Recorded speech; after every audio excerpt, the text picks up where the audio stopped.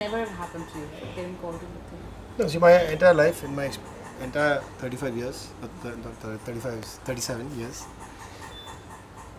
it's all about being at the right place at the right time, right? You can't predict what's going to happen, but sometimes things happen to you which you can never anticipate, and it takes your life in like weird ways.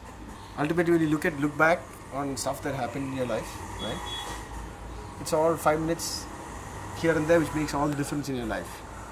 So, in my earlier avatar, I would say that I would do anything necessary to protect my client's interest, even if it meant the artist had to suffer a little bit. Yes, definitely I would be protecting the client's interest. I mean, that's my job. And what would the client's interest be? The client's interest would be to maximize their revenue, I guess, right? I mean, ultimately, what is business about? So I used to work for mostly companies that either owned intellectual property or wanted to license intellectual property. Mobile phone companies, music licensing is my area of specialty. Till I was actually invited by the World Blind for the Blind. So I was in DC, sitting around a table of 15 people from around the world. 3 of them were visually impaired. So that's my first kind of interaction with people with visual impairment. I was totally amazed by how they use technology and the kind of difficulties they face. Because I had gone, because I was a copyright lawyer from a legal perspective. So that is a life-changing experience for me. So I came back and I was like, do something about it. Simple as that. So I'm working with Lawrence on the World Blind Union Treaty, which is proposed by Brazil and some of the other Latin American countries, to allow for the conversion and distribution of reading material like books, for example, that people with certain types of disabilities cannot read. So if it's visually impaired people or people with cerebral palsy who can't move their hands and therefore they can't hold a book, could be people with dyslexia, and for those people what is required is that the book be converted into a different format. So earlier the system was Braille, but obviously Braille can't be used by people with cerebral palsy because they can't move their hand anyway. People with dyslexia can't use Braille. So there are alternate formats, and unless material is actually converted into these alternate formats, people with these types of disabilities cannot participate in school because they don't have books.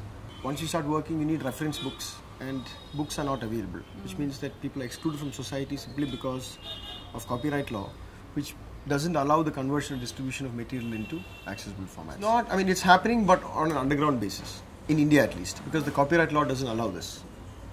Where parents are converting for children with disability, NGOs do this same thing, some education institutions also do it, people with disabilities themselves do it.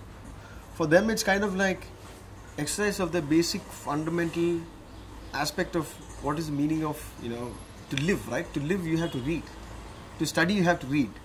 So 5% of all books are available in formats that people with disability can read. So if you and I can read 1,000 books, people with say visual impairment have only 5 books that they can read. So to solve this problem, actually you need to legalize it so that in the current ecosystem, volunteers should be able to do it. You should be able to share the material because there's actually considerable effort and time which is taken in making these books accessible.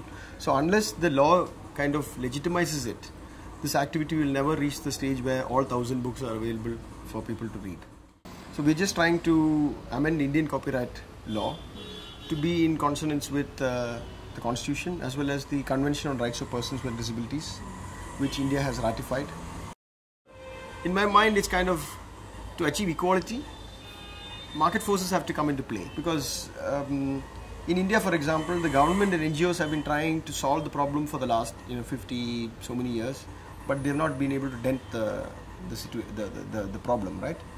So what I have been doing over the last year and a half is try to create a monetizable target market of people with reading disabilities, and then open out the target market to publishers and others, because people with disabilities require customized products and services. It's not only books, it could be even computer software for them to access the computer. So I'm working on an initiative which is trying to create this market for publishers and others. Basically, we have an online platform called inclusiveplanet.com, which we launched in October last year, which is currently being used by visually impaired people in 85 different countries. And so they've started to interact with people from other countries to know what it's like, and they share ideas and solutions, because ultimately each person with disability has to be intrinsically resourceful for him or her to be able to move ahead in life. So if they're able to share solutions, then suddenly you're looking at somebody in South Africa being able to learn from the person here. And once we reach a critical mass, we want to then open it out to see whether people are interested in monetizing on that community. Term it as a social experiment that we're trying to do, to see whether there is any alternate approach to the government NGO approach which has been tried world over. Publishers, I think, are quite interested in the kind of business model that we have, because I think it might, make their what should I say, the number of books they're able to sell more. So publishers are quite interested. We are waiting for the critical mass before we actually start entering into contracts with them to actually try to sell books. But obviously, I believe that it has to be at a equal or lower price. It cannot be higher price, because that's not really fair. I mean, we are the only people to do this, currently in the world, and I don't know. We'll see how it goes. But the initial signs are very encouraging, because the collaborative kind of solution, because you can't expect one person or 100 people or 1,000 people to solve the problem of reading disabilities, right? So if you get 1 million people who have faced it to come together to solve the problems, by collaboration, then suddenly you're looking at something which is kind of world-changing.